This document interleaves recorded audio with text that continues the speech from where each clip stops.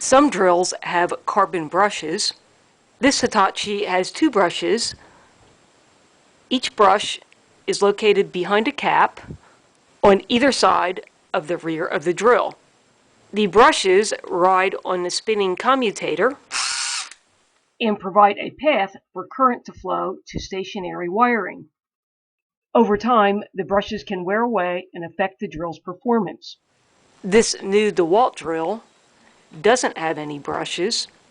Over time, the brushes wear and affect the drill's performance.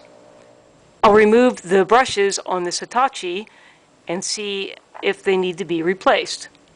If you determined that the brushes aren't bad and your drill still won't run, I have an additional video to determine if the charger or the battery is bad. I'll put a link to that video in the box below this video. After removing the battery, I'll remove the cap.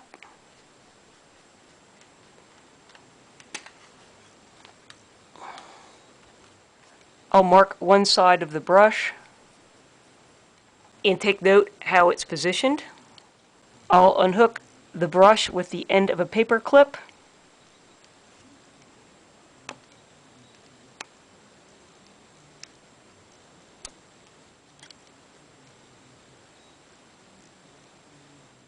The brush has a wear indicating bar on it. Both the wear bar and the Hitachi manual confirm that this brush does not need to be replaced. I'll put the brush back in place in the same orientation as how I removed it.